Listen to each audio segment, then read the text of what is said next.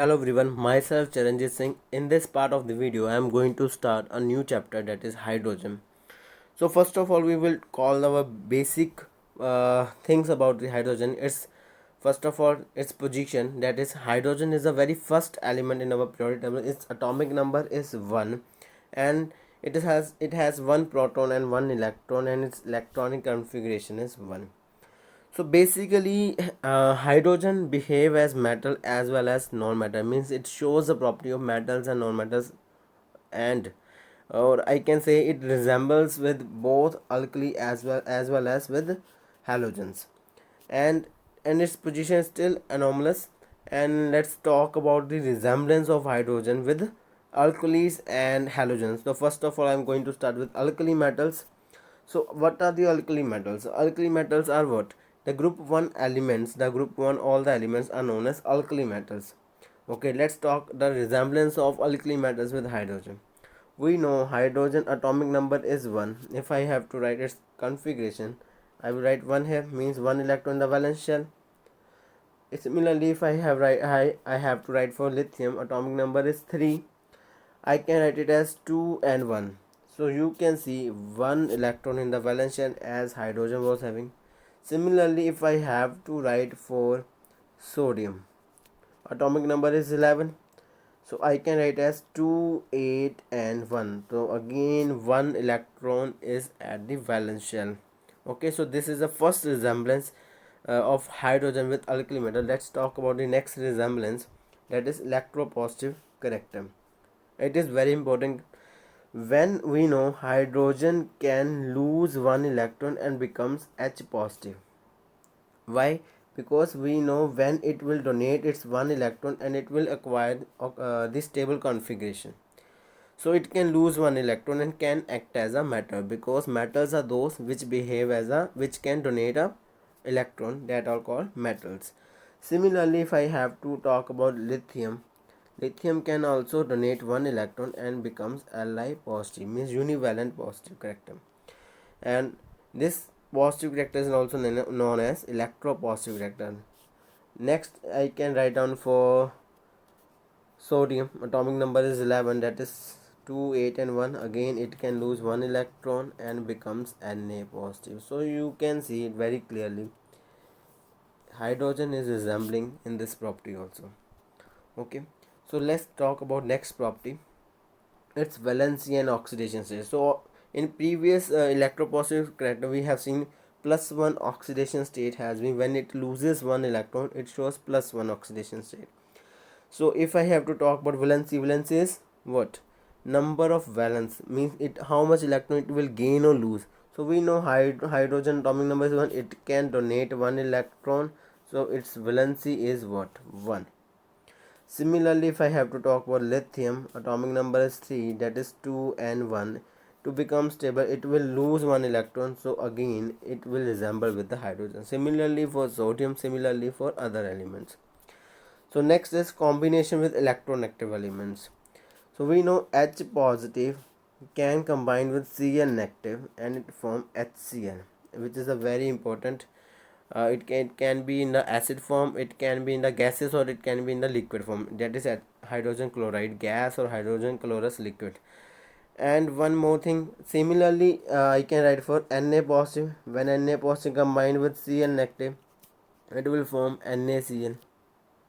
Similarly for potassium, K positive and Cl negative, it can give you KCl. So what you can say? So similarly, as hydrogen is going to combine with the chlorine, which is an electronegative element, so similarly potassium and sodium can also fit. So I can say again it resembles with in this property also. So let's talk about next property, that is liberation at cathode. So when we are going to carry out the electrolysis process, when we are going to carry it, it contains two type of electrode, one is positive, one is negative. So we know basically H is having a positive character, or other metals are also having positive character. When you are going to electrolyte it, or when you are going to take this hydrogen or alkali metal in electrolytic cell, so this hydrogen or lithium will always move towards the cathode. Okay, So this is again resemblance with alkali metal. Both will move towards the cathode. So next one is reducing agent. What are the reducing agent? The elements which can donate electron to the other element, they can act as a reducing agent because they are giving the electron to other element and they are reducing that element. So they are called reducing agent. So basically hydrogen is capable to give one electron. It can donate one electron. Similarly lithium or I can say sodium can also donate one electron. So I can say uh, they are the strong reducing agent because they can easily remove the electron and can donate to the other element, and they acquire the stable configuration and they reduces the other element. Now let's talk about with resemblance with halogens. So what are the halogens? Halogens are the group 17 elements, that is fluorine, chlorine, bromine and iodine. These are the halogens. Basically let's talk about the first resemblance of halogens with hydrogen. Hydrogen, we know atomic number is 1. Okay, hydrogen not only can lose, it can also gain to become stable, because when it gains electron it becomes H negative, but its configuration becomes stable. Its octet will be completed, S shell, S orbital will be completed. Similarly, if I have to talk about fluorine, chlorine atomic number is 17, that is 2, 8 and 7. I am going to write it again. If I have to talk about chlorine, atomic number is 7, so I can write 2, 8, 7. So they will also gain one electron. So when it will gain one electron and it will become Cl negative, that is 2, 8, 8, and they acquire the stable configuration and they acquire the octet. Its octet will be completed. So this is the first resemblance. Second is ionization enthalpy. Ionization enthalpy is the energy required to lose electron from the outermost shell of any element. That this property we have studied in chapter 3rd also. So again I am repeating the definition. Ionization energy is energy required to remove an electron from the outermost shell of an atom. So the ionization enthalpy, the energy required to remove electron from the hydrogen, is very close to the halogen, as we required a very greater amount of energy to remove electron from the halogen. The reason is halogen configuration is 287. For example, I am talking about chlorine. It will not gain it will not lose electron, it will gain electron. Okay, so it requires a greater amount of energy if I want to lose one electron or two electron from this chlorine. Similarly for the hydrogen requires a great amount of energy if it want to uh, donate the electron, or if I want to make the hydrogen atom to lose electron, I have to give such a huge amount of energy. Now let's talk about another resemblance, that is electronegative character. As you know, Cl can become negative, fluorine can become negative by gaining the electron, iodine can become negative by gaining the electron. Similarly hydrogen can gain the electron and becomes negative. Okay, because they can gain the electron. And oxidation state, because one negative is there, Cl is one, only one negative, bromine one negative, iodine one negative. Similarly hydrogen is also having only one negative, so oxidation state can be -1. So let's talk about the diatomic negative. We know Cl and Cl, they can add and we can get Cl, which is called chlorine gas. Okay, similarly two bromine atom combine together and can form Br2, means bromine gas. Similarly we know H plus H means hydrogen plus another atomic hydrogen, it can becomes diatomic, means which is called hydrogen gas. Okay, so this is another resemblance. Next one is liberation at anode. So as hydrogen can become negative, Cl is already negative. So when we are going to electrolyze, we know in electrolyze there are two electrodes, one is positive, one is negative. So when we are going to electrolyze, H will always goes towards the anode and chlorine will also. So this is the another resemblance with the halogens. Now let's talk about the non-metallic nature. As And what is non-metallic nature means? The tendency to gain electron. We know chlorine, fluorine, all are gaining one electron. Similarly, hydrogen is also gaining the electron. So they are having a so hydrogen is also having a tendency to show non-metallic nature. Next one is the nature of the compound. Chlorine, when combined with another chlorine, it forms Cl2, which is covalent bond, because the bond formed by the sharing of the electron is known as covalent bond. Similarly, hydrogen, when it combined with another atomic hydrogen, it will form diatomic hydrogen, which is called a hydrogen gas. This is also what covalent character means, a covalent compound. Okay, or I can say the bond which is made by the sharing of the electrons. Now we have talked about the resemblance of hydrogen with alkali matter as well as with the halogen matter. Now we will I am going to explain this difference of hydrogen from alkali matter and difference of hydrogen from halogens. So first one is ionization enthalpy. We know the ionization enthalpy of hydrogen is much larger, but the ionization of each and every alkali matter is very less. For example, ionization energy of hydrogen is 1312 kilojoule per mole. Okay, whereas if I have to talk about lithium, the hydrogen enthalpy is only 520 kilojoule per mole. Okay, or similarly, if I have to talk about sodium, it is 495 kilojoule per mole. So you can say a huge difference between the ionization enthalpy of the hydrogen from the alkalis. So next talk about next differences, that is non-metallic character. We know hydrogen can gain one electron and can become H negative, but sodium, lithium cannot gain electron. Okay, so this is another difference. Now next is atomicity. We know hydrogen combined with another hydrogen, it can form H2, diatomic nature, whereas lithium cannot combine with another lithium. Okay, and sodium cannot combine with another sodium. Okay, so this is the next difference. Now next is nature of the compound. We know as in previous slide I said, hydrogen can form covalent bond.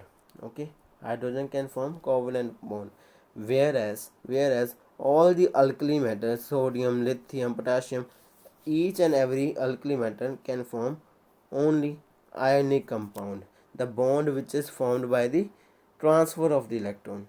Okay, this is another difference. Next one we will talk about the difference from halogens. So in this, first of all, we will talk about less tendency for hydride formation. What is hydride? When hydrogen combine with anything, they form hydride. For example, LiH, okay, NaH. This is called hydride. Okay, so it is having a basically less tendency for hydride formation. Hydrogen has less tendency to take up electron to form hydride ion, that is H negative ion.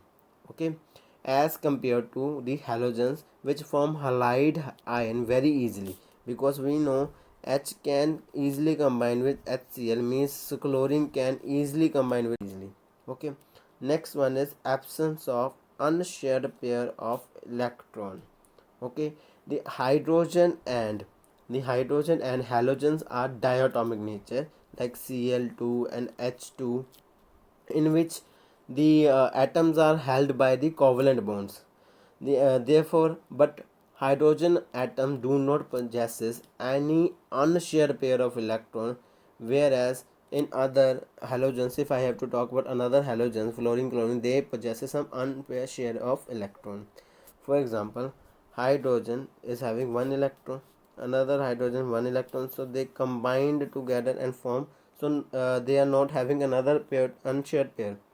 But if I have to talk about chlorine, 1 2 3 4 5 6 7, another 1 2 3 4 5 6 7, so they basically have some unpaired share of electron. Okay, unshared pair of electron. Next one is nature of oxide. The oxides, or basically the oxides of halogens, are acidic, while the hydrogen oxide is neutral. Means when suppose chlorine, when it combined with oxygen, it forms near about this type compound Cl2O7, which is acidic. Whereas when hydrogen combined with water, it will always form H2O, okay, which is a neutral. So halogens forms acidic oxide, whereas hydrogen form neutral oxide. Oxide means combination with oxygen. Now we have seen the difference from the halogens also. Now let's talk about the occurrence of hydrogen. Okay, so as we know, hydrogen is the third most abundant element on the surface of the earth, about 70% of the total mass of the universe, I can say. So on the earth, hydrogen is present in various compound, mainly with the oxygen, we can say, in the form of H2O, okay, or with the combination of carbon, or so many elements it we can get from hydrogen in the compound form, okay. So basically hydrogen is the I can say the most abundant element in the universe, okay. So now let's talk about the isotopes of hydrogen. So isotopes are the base. What are the isotopes? Isotopes are the different which can we can say which have same atomic number, different mass number. So basically hydrogen has three isotopes: protium, deuterium and tritium, okay. These are the three isotopes of the hydrogen. So we are going to talk about it in some detail. So let's start with first isotope, that protium. It is the most common and most abundant isotope of the hydrogen, or I can say this is, its symbol is one atomic number and one mass number. Basically this, it is having only one proton but no neutron, okay. And I can say it constitutes 99.99%, 99.99% of the total hydrogen available in nature. So next one is deuterium, or I can say heavy hydrogen.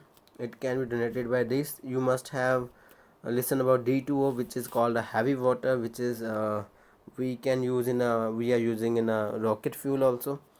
And basically it's constitute only 0.0156% of the total hydrogen occurring in the nature. And one thing is, it can be noted like this: one atomic number, two mass number, and it has one proton and one neutron. Next one is tritium. So it is a rarest isotopes due to its instability, or because it is having a radioactive, which can radioactive means it can emit the spontaneous, it can emit the radiations from it. Its symbol is 1H. This 3, this is what mass number, this is atomic number, means it has one proton and two neutrons, okay. So these all are the isotopes of the hydrogen. In next video I am going to continue this chapter. Thank you for watching.